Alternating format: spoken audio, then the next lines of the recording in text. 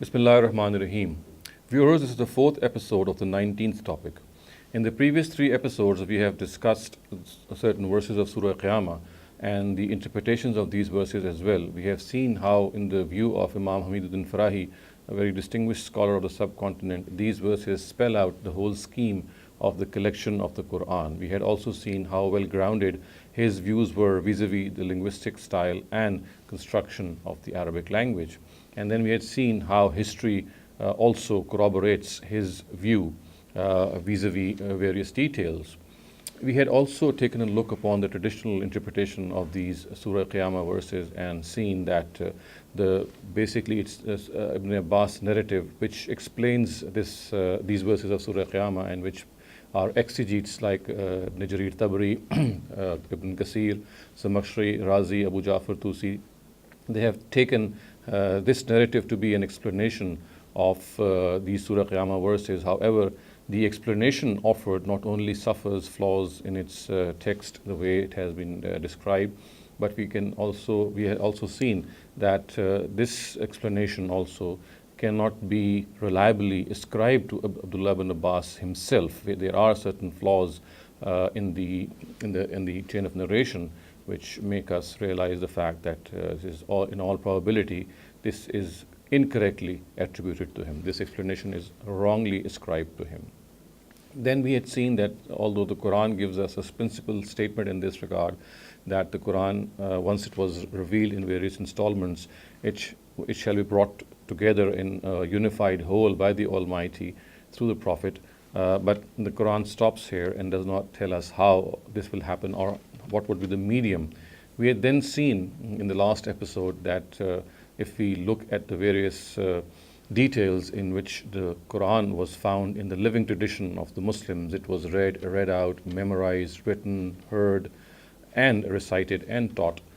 We had concluded the fact that the Quran, although it was not left by the Prophet in the form of a book, of a codex, of an officially compiled codex, yet it was transferred to the Ummah in its oral capacity as a unified whole. And then a lot of companions had also memorized, not only memorized, they had written their own copies of the Quran as well. So the Quran was found in the living tradition of the Muslims, both in the written form and in the oral form, and it was transferred by the Prophet to his companions, who were basically students, who then transferred this document or this text to later generations. But as far as a written codex is concerned, or a complete written book format document is concerned, this never took place at the official level.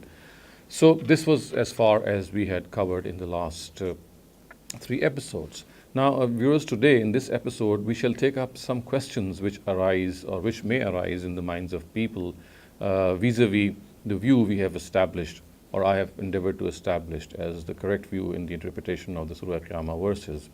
And these questions are actually based on certain narratives which are found in our hadith and history anthologies. They seem to contradict the view which Imam Farahi has actually posited, and he has demonstrated how the Quran itself has told us that the Almighty, once its revelation is complete piecemeal, it was revealed piecemeal in over a period of 22 years. Once this would be complete, the Almighty will bring it together and then arrange it afresh in a new sequence, and then this new sequence will be read out to the Prophet, and he would be required to abandon the previous sequence, and he would be required to adopt and adhere to the new sequence with the new recital. So if this is the conclusion which Farahi has drawn and which we have seen in our previous episodes, it holds a lot of convincing aspects as well. And we'd also seen how history corroborates this view of the Quran. Then, as I said, we will have to look at certain narratives which seem to contradict this view of the collection of the Quran, which of course is something which the Quran itself has stated. I have already taken a look at all the narratives that I'm now going to just briefly discuss before you in a lot of detail in the previous episodes. So almost in 80 plus episodes, I have taken a detailed look at each and every narrative which actually I'm going to discuss now. and which would seem to contradict in some form or the other the view that we have just formed on the basis of the Quran. So for details, our viewers are advised to look up the respective topics, which I'll just also briefly refer to. You can just look up lectures on those topics for more details. But today, here in this episode, I'm just going to briefly touch upon those narratives which seem to contradict, and then give a brief answer or a response and refer you to those previous talks.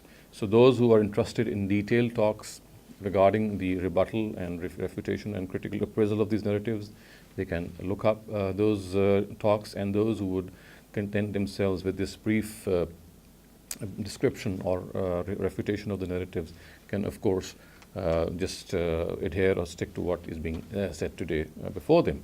So let me start off. There are primarily 14 narratives, I would say, and as a result, 14 questions which arise on this view of the collection of the Quran on Farahi. And there are 14 narratives which I would say seem in one form or the other, or in some way or the other, contradicting Farahi's view that I have just alluded to.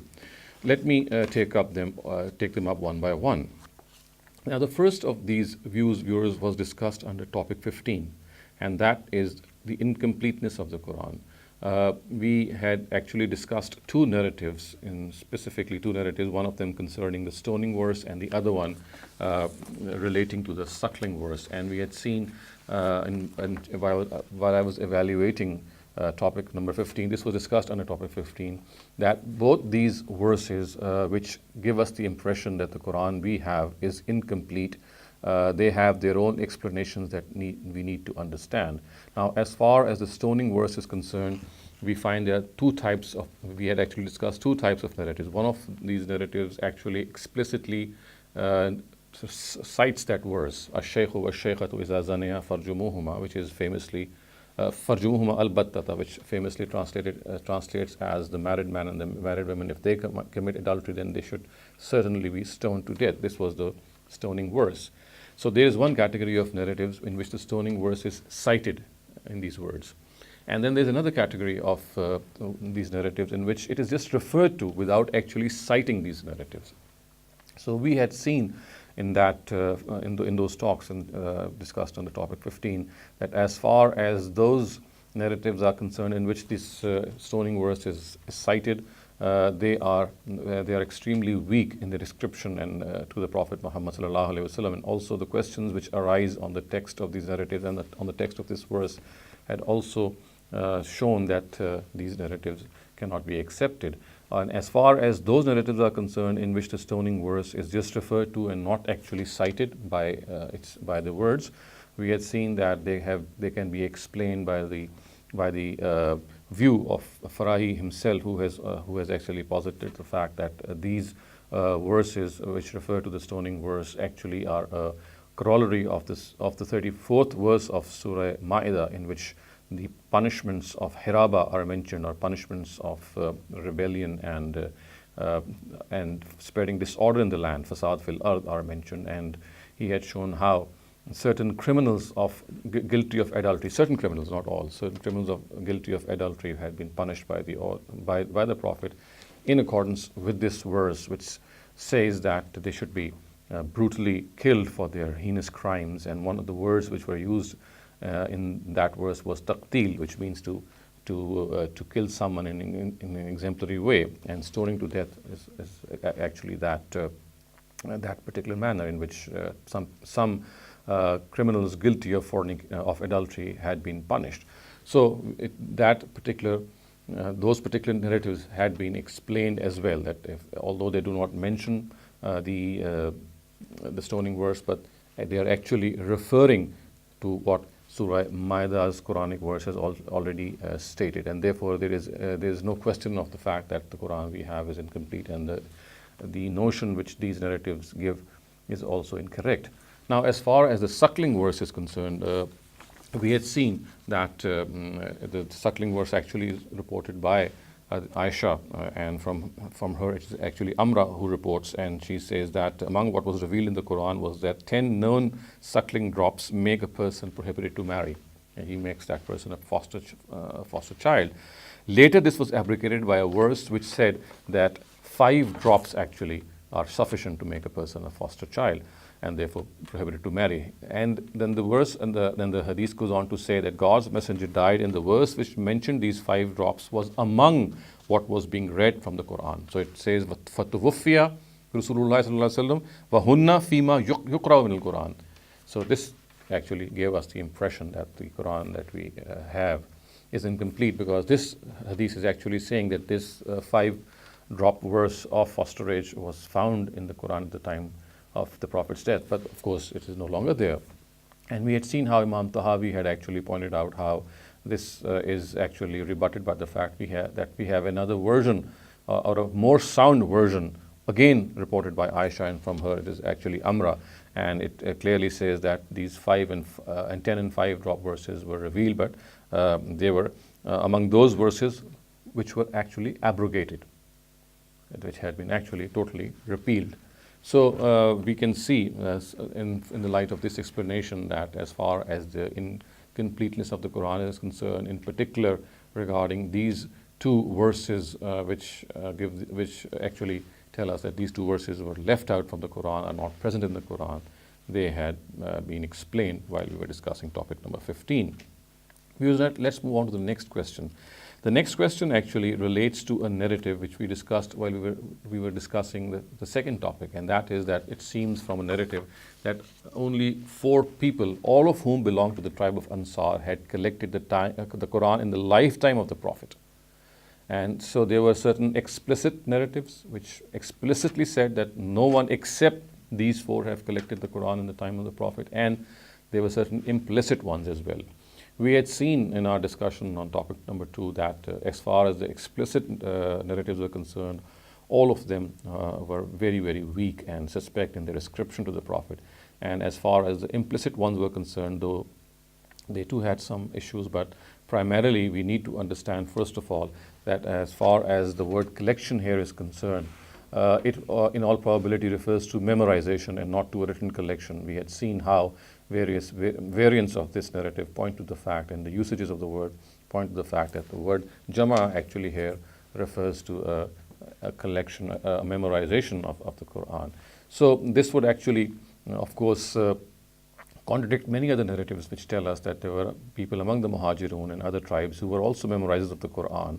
And this particular narrative which tells us that only 4 people had memorized the Quran from the Ansar would then contradict those narratives. Also, viewers of importance is the fact that it is difficult for any person to make a list of all the memorizers. He can at best say whatever came to his knowledge. So either we have this option of rejecting such narratives which contradict other narratives, or we have another explanation which I had presented before you, which seemed very plausible, and that was the one which was offered by Hafiz ibn Abdul Barr. And he had actually told us that basically these narratives have become devoid of certain background details, and narrators have cut short this narrative and reported it the way we find it in Imam Bukhari's Al-Jami al-Sahih. But as Ibn Abdul Barr has pointed out in Al-Istiyab, he says that there was a certain background which we can see in some of the other narratives which he had pointed out, which told us that actually this was nothing but a scenario in which a debate of superiority, or a munazara as we call it in Arabic, would usually take place between the tribes of the Aus and the Khazraj, who were both Ansar tribes. So the Khazraj tribe actually, while expressing its superiority, had said that we have 4 memorizers of the Quran amongst us, and in reply to that the Aus said that okay, we have other people who counter your claim towards superiority. So it was basically a debate between the 2 Ansar tribes, which is found in detail in other narratives, which was cut short, which was reduced in its background, and what remained was that only 4 people had memorized the Quran amongst the Ansar in the lifetime of the Prophet. Whereas, as I said, actually it was a debate between 2 tribes of the Ansar, in which the Khazrajites and the Ausites, if I may say, were engaged in expressing the superiority of one another over each other. So whereas it was just a debate of superiority between the 2 tribes. And hence we can clearly see that the claim that only 4 memorizers of the Quran, as is claimed by this narrative, again is something which is wrongly interpreted, because, as I said, we know in this regard what the details are. Viewers, the third question which arises or as a result of these narratives is a group of narratives which is actually found in Ibn Nadim's Al-Fahrist and in Suyuti's Al-Itqan, and which, if you recall, we discussed while we were taking up the 6th topic in discussion, and that is that we find that certain narratives ascribe a different surah arrangement to the codices of Ubay ibn Ka'b radiyallahu anhu and Abdullah ibn Masud radiyallahu anhu. We had seen that the surahs are differently arranged, not only from between themselves, the 2 companions, but also from the Quran that we know is with us and which was compiled as per the Quran's own specification in the time of the Prophet himself. So they have an entirely different surah arrangement. But we had seen, viewers, that the way they have been reported, not only the questions which arise on the text, but also their ascription to these authorities respectively is extremely frail. And when we were discussing topic number 6, I had pointed out the flaws, and therefore this fact cannot be entertained. And the reason that this actually is important is that it is on the basis of this particular, one of the bases I would say is that people say that because of the fact that companions had surahs arranged differently in their codices, therefore the arrangement of the surahs of the Quran was something which took place in the times of the Caliph Usman. As far as the verses themselves are concerned, they were arranged in the time of the Prophet, but the final arrangement of the Quran took place in the time of the Caliph Usman. And before that, we had different surah arrangements, as the content is the case that can be seen from these companion codices. And I had posited the fact that these narratives actually are extremely weak, not only in the text they report, but also in the chains of narration. And we had also seen a number of contradictions in this regard as well. Because the fourth question that arises is actually also based on a narrative which says that Abdullah ibn Masud radiyallahu anhu, who is a very famous authority and a very close companion of the Prophet, he did not regard the last 2 surahs of the Quran, which are of course Surah Falaq and Surah Nas, to be part of the Quran. Now, the answer to this question also, viewers, which I had given in detail, and this was given while I was analyzing topic number 7, was that actually it is wrongly attributed to Abdullah ibn Masud that he did not regard Surah Falaq and Surah Nas to be part of the Quran. What in fact does seem probable and plausible in the light of all the material, if we analyze it, which is available, it comes to mind that the question which actually arose in the mind of Abdullah ibn Masud was whether the word Qul, with which these surahs begin, is part of the surahs, or is it a command which actually Gabriel gave to Muhammad that he should recite. The word Qul means recite. So the question which arose in the mind of Abdullah ibn Masud was whether Qul a'udhu bi rabbin nas, is this or Qul a'udhu bi rabbil falaq, is this the wahi that makes the surah, the first verse of the surah, or is it just a'udhu bi rabbil falaq, a'udhu bi rabbin nas, because the word Qul is only a command from, it can be construed to be a command from Gabriel. So the question that he had in mind was that perhaps the word Qul was uttered by Gabriel himself as a command to the Prophet, and the Prophet then had to say a'udhu bi rabbil falaq. So this is a question that really arose in his mind, and which took the form of these narratives, ultimately taking the shape that perhaps he had rejected the Quranicity or the Quranicness of these 2 surahs. Now, viewers, the fifth question which arises vis-a-vis the view of Imam Farahi is that we find there are narratives which tell us that right after the death of the Prophet, Ali Ta'ala anhu went about collecting the Quran from various fragments. Now, these narratives are mentioned both in Sunni and in Shia sources. We had discussed both these sources in detail when we were discussing topic number 5, and we had found that these narratives are not only reported in a very weak manner, and they are not reliable as far as the description is concerned, but there are a number of questions and contradictions which arise on their text as well. And what at best can be adduced, viewers, is that Ali Ta'ala Anhu had perhaps collected a personal copy for himself, or he had written a personal copy for himself, the way other companions and students of the Prophet did so. As far as the details are concerned, the way they are described in Sunni and Shia sources in them, they are totally unreliable. Thus, we have the Sunni account, which tells us that Ali Ta'ala Anhu compiled the Quran, its chronological revelation or chronological sequence, and upon being asked by Abu Bakr Ta'ala Anhu that why he is actually delaying his pledging of allegiance to Abu Bakr, to himself as the caliph, and Ali replied that since additions were being made in the book of God, so therefore he took upon himself to collect the Quran. And since the arrangement of the Quran was being tampered with, so this was something which occupied him, and as a result he gave preference to this task. So we find Abu Bakr to have expressed his satisfaction in this delay by Ali Ta'ala Anhu, and the Sunni sources are silent after this. But as far as the Shia sources are concerned, they tell us that Ali Ta'ala Anhu actually had brought over the Quran he had collected right after the death of the Prophet, brought the codex to the companions, who said that they already have the Quran with them, and therefore they would not need the Quran which Ali has brought. At this, Ali actually angrily went away, and he said that he would never see the Quran again. And there are some other accounts which say that the Muhajirun and the Ansar initially did not have a copy of the Quran. So when Umar became the caliph, he actually requested Ali to give them the copy so that he could make more copies of that Quran. But Ali refused.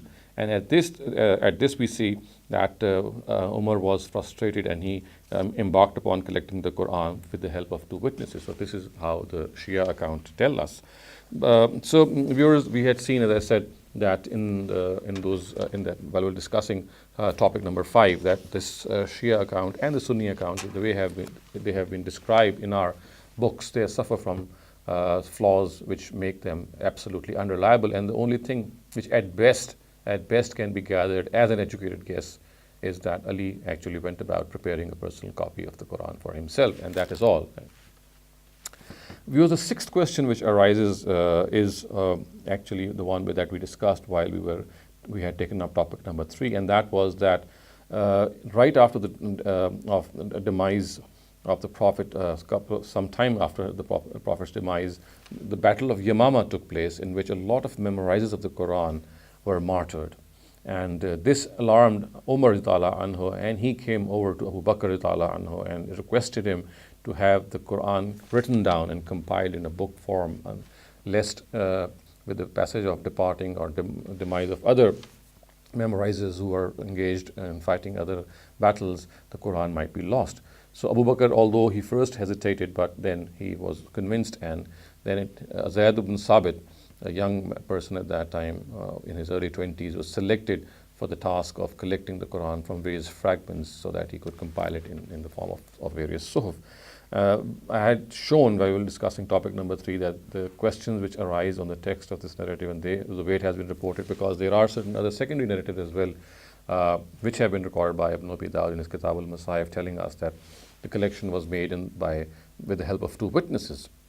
So we had seen that how the primary narrative, which does not mention the methodology of collection, but and as well as the secondary narrative, which mention this methodology, that two witnesses were employed in making or deciding about Quranic verse. Both these types of narratives suffer from flaws which make them unreliable, and we had even seen that there is the personality of Ubayd ibn Sabbaq, who narrates these narratives from Zayd ibn Sabit, and it is extremely unlikely that he would have heard this narrative from Zayd ibn Sabit. Our earliest Rijal authorities and Muhaddisun do not even know who Zayd ibn Sabit, who Ubayd ibn Sabbaq is, and in all probability this narrative is munkata, it's broken. But of course there were other flaws as well in this narrative, and those who are interested who want more details regarding the critical appraisal of this narrative can see the talks that I had delivered when I was discussing topic number 3. Here's the seventh question, which arises is because of the narratives which report that Usman radiallahu anhu in his own times actually faced this scenario in which Muslim armies were fighting at the fronts of Armenia and Azerbaijan. And it is reported by one of his generals, Huzaifa ibn al-Yaman, that Muslims actually fought over each other over various readings of the Quran. While reciting the Quran, there were serious differences between the Muslim armies when they were gathered there fighting the enemy, and they had differences over reading the Quran. And this alarmed Huzaifa, who reported this matter to Usman, who was the caliph at that time. And then Usman summoned the copy of Hafsa of Abu Bakr, which actually resided at that time with Hafsa radiallahu anha, who was the Prophet's wife and the Caliph Umar's daughter. And he then made copies and then had them distributed to the various areas of his empire. And there are also certain other narratives which actually said that he went about collecting the Quran afresh. He did not use Hafsa's Musaf, and he just made a copy of the Quran, or he made a collection of the Quran, a fresh collection of the Quran. So I had shown viewers that these narratives also do not hold ground, and they are very weakly reported, as I said while I was discussing topic number 4. And we had seen how history books actually negate the fact that there was any dispute between the Muslim armies in reading the Quran. What is more established from history is that there was a dispute regarding the spoils of war. Some narratives say there was a dispute regarding the leadership between the two armies, the Syrian and the Kufan armies. But the fact that the earliest history books tell us that there was no such dispute as reading the Quran was very apparent. I had shown that to you. And we had seen that in this regard, perhaps what can best be gauged when we gather all the material in this regard is that Usman actually destroyed certain spurious masahif which must have been present, especially some of them which might have the chronological revelation of the Quran, or some of the verses which were in the chronological revelation present, and he destroyed those. And he also embarked upon, as a responsible caliph, in disseminating the Quran and in having it spread out in various parts of his empire. So that is all that he did. He perhaps destroyed certain spurious masahif. He had some of them written afresh as well, and then he sent them to various parts of his empire. And by doing this, he actually set right the arrangement if it had been tampered with by certain people, and he had also set right the consonantal text of the Quran, and he had also perhaps removed any abrogated verses had they been present in certain spurious masahif. So basically Usman's endeavor, the way it has been reflected in our narratives, is again very questionable. But perhaps what actually happened was that he went upon destroying certain spurious masahif and also in disseminating the copies of the Quran far and wide to his empire. This is all that happened. As far as the transmission of the Quran is concerned, it went on in the oral form, that the way it was received by the first generation of the Sahaba. And this, inshallah, we shall also take up when we take a look at the transmission of the Quran in the next and the final topic. So this, as I said, was the 7th question, and this we discussed while we were discussing topic number 4. Here is the 8th question which arises and which also was discussed when we were discussing topic number 8, is that Usman actually exercised his own judgment in placing the two surahs of the Quran together, and they are respectively Surah Anfal, the 8th surah, which formed the 8th surah, and Surah Tawbah, which forms the 9th surah, or Surah Bara. So it is said that actually Usman exercised his own judgment while he was having the Quran copied in his times, and he placed them together not because he had any guidance from the Prophet or from any divine means, but because he himself thought that the two are related to each other as far as their topic is concerned. And again, this is one of the reasons that there are authorities and our scholars who believe that the arrangement of the Quran as far as the surahs are concerned was something which took place in the times of Usman. And one of the reasons, besides the reason that I earlier pointed out vis-a-vis the companion codices which had a different surah arrangement, is this narrative as well, in which Usman is reported to have exercised his own judgment. Now, while I was discussing this topic in my own detailed talks, I had shown how weak this narrative is as far as its text and its chain of narration is concerned, and nothing at all can be deduced from it. So that is, in my opinion, the final word in this regard, that this narrative cannot be accepted. The ninth question, viewers, that arises, I would say, is that we find that there were certain certain variations in the copies which Usman sent to in his own times to the Muslim Empire. Now, while I was discussing topic number 14, I had shown how, for example, in Abu Ubaid's Fazail al-Quran and some of the other books, we find that there existed variations in the copies which Usman had sent, and we had also seen how these variations were accounted for by our traditional scholars as the fact that since the Quran had variant readings, therefore these were incorporated in various copies. Instead of incorporating them in a single copy, they were incorporated in various copies which were sent to the empire, and I remember I had counted them to be 60. There were 60 variations.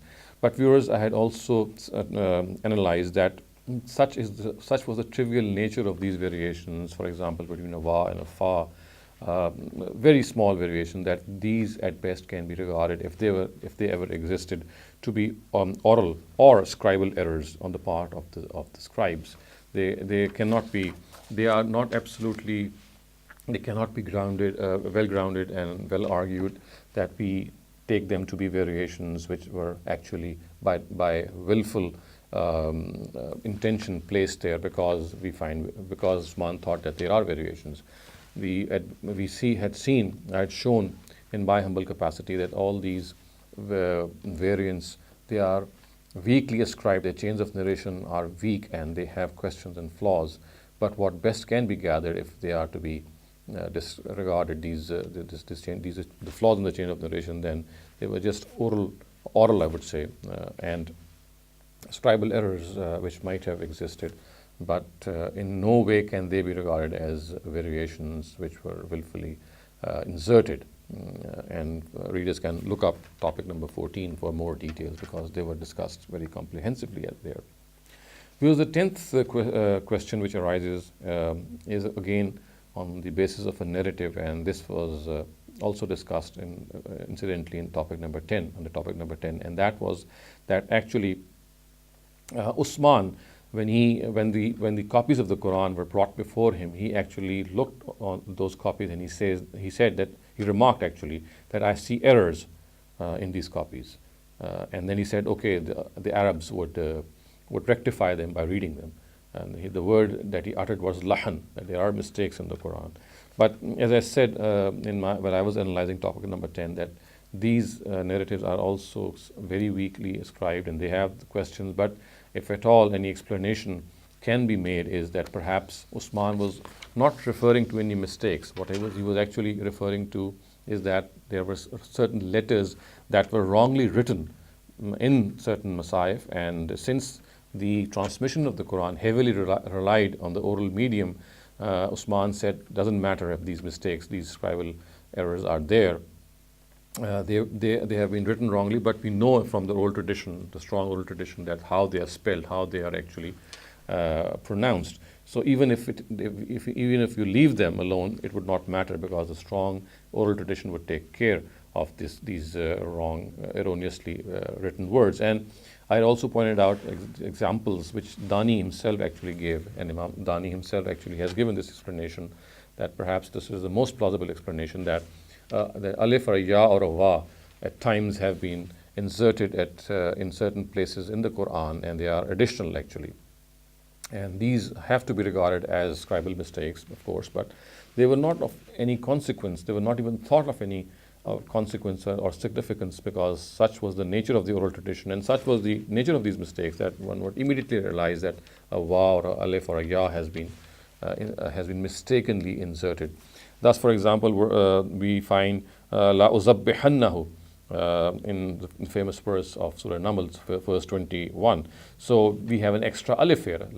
Actually, it is la uzabbihannahu, which actually is a word from King Solomon saying that I will necessarily sacrifice that or slaughter that bird. So we have an extra alif here.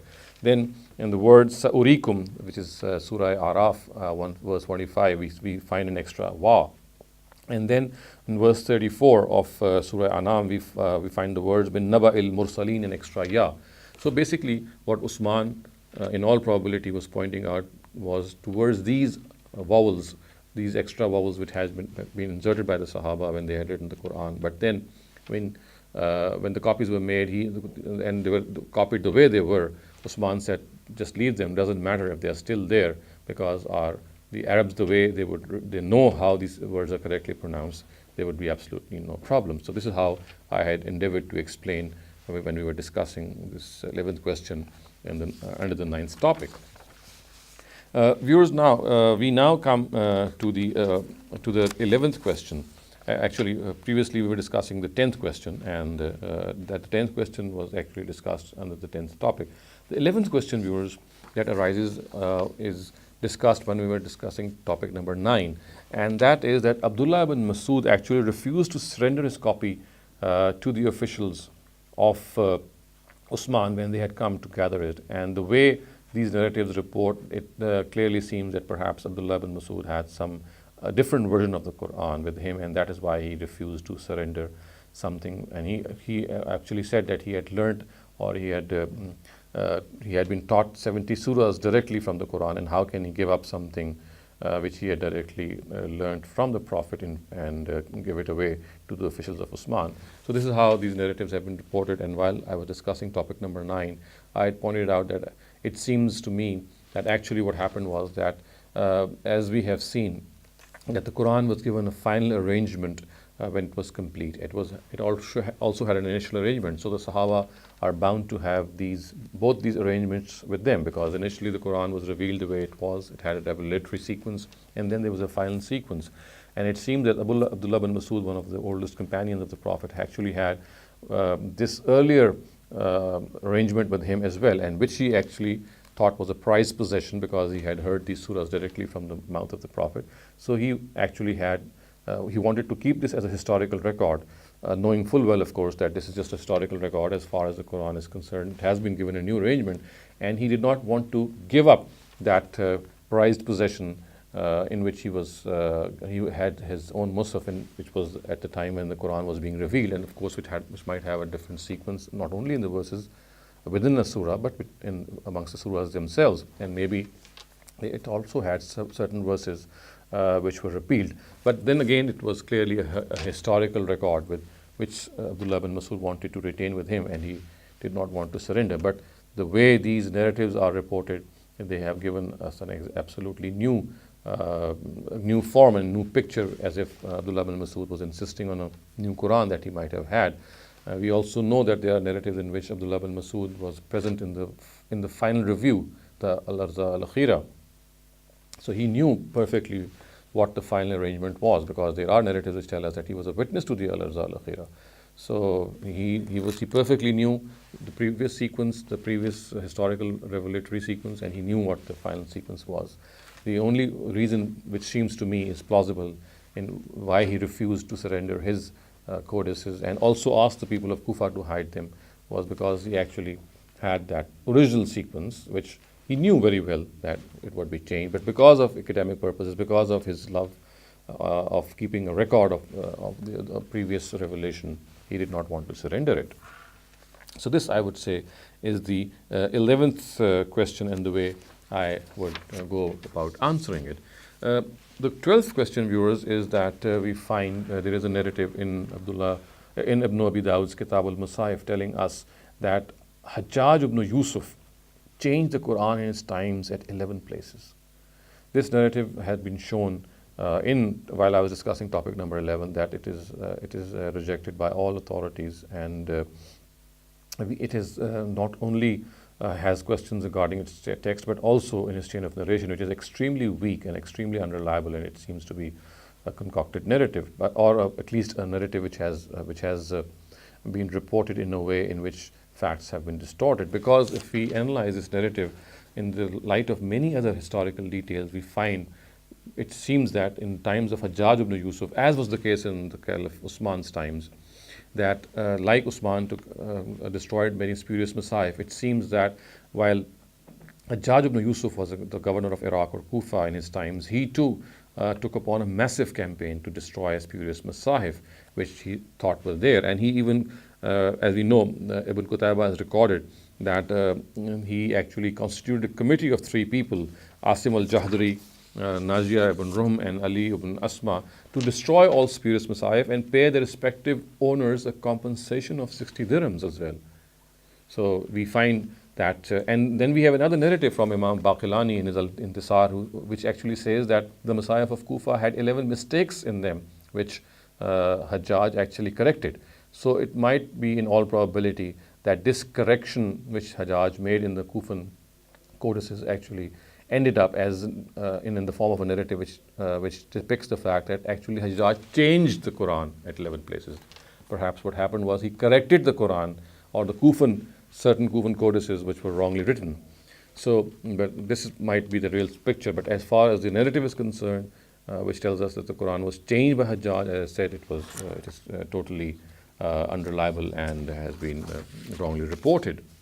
The 13th question, viewers, which arises is that we find that there are certain narratives reported by, for example, Ibn Zurais and by others in their Fazail al-Quran, which tell, and Abu Ubaid as well, that the Quran, the way it has been arranged, it has a certain sequence in which there are the first 7 long surahs are called the Sabutiwal, then we have the Main surahs, then we have the Masani, and then we have the Mufassal surahs. And I had shown when I was discussing topic number 13 that not only the connotation of the words Ma'in and Masani and Mufassal and even Tiwal, the connotation as well, is disputed among authorities.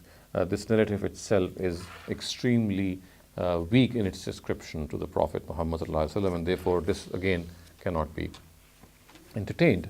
The 14th and final question, viewers, which arises is on the basis of a narrative in the Al-Jami' al-Sahih of Imam Bukhari, which seems to tell us, or at least there are scholars who think that on the basis of this narrative that the Prophet Muhammad ﷺ himself actually left behind a mushaf, a proper arranged copy of the Quran. And we have the famous Ustuwanatul Musaf narratives in which it is said that the Prophet would seek out a particular pillar in his mosque where he would offer the optional prayers, and that was called the Ustuwanatul Musaf, or the pillar of the Musaf, signifying that a Musaf of the Quran was placed near it and later perhaps withdrawn.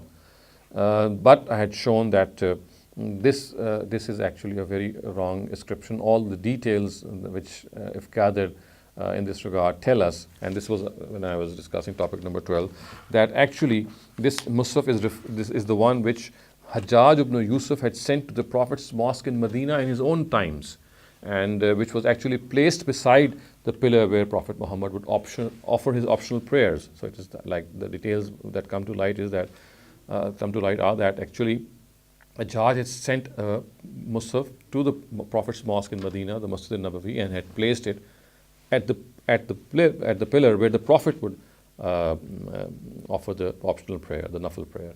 And these are the details, but it has been erroneously interpreted by certain scholars that actually the Ustuwanatul Musaf means the pillar of the Musaf, and signifying the fact that this was the pillar, or this was the Musaf which was placed at a certain pillar in the mosque of the Prophet and it actually is the same Musaf which the Prophet himself had compiled in his own time, and which he left behind, and which was in fact later destroyed by Marwan ibn al-Hakam. But more details can be looked up when you can see how I have analyzed them when I was discussing topic number 12. So viewers, these are the 14 questions on the basis of these narratives. Each of them, of course, is based on narratives which arise and which I have just briefly answered today in a very passing way. I have done so in much detail in the earlier topics. You can look them up.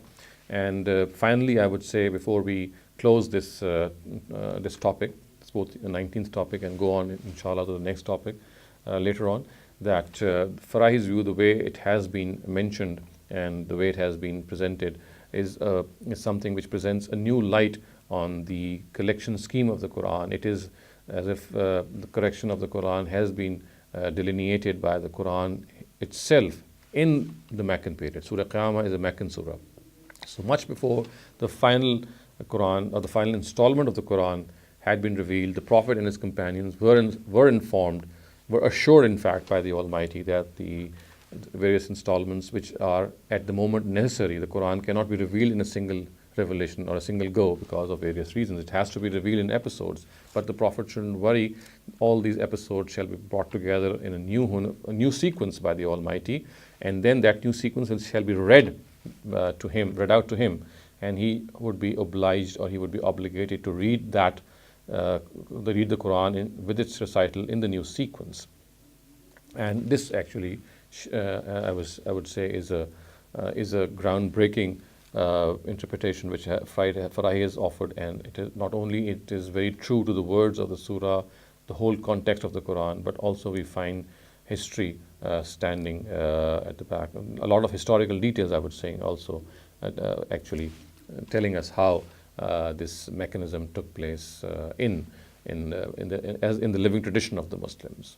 So inshallah, in the next and final topic, we shall see how this collected Quran, the way we have just described, was transferred to the later generations, and ultimately how we as its recipients stand vis-a-vis its authenticity. So until then, أقول قولي هذا واستغفر الله لي ولكم ولسائر المسلمين والمسلمات.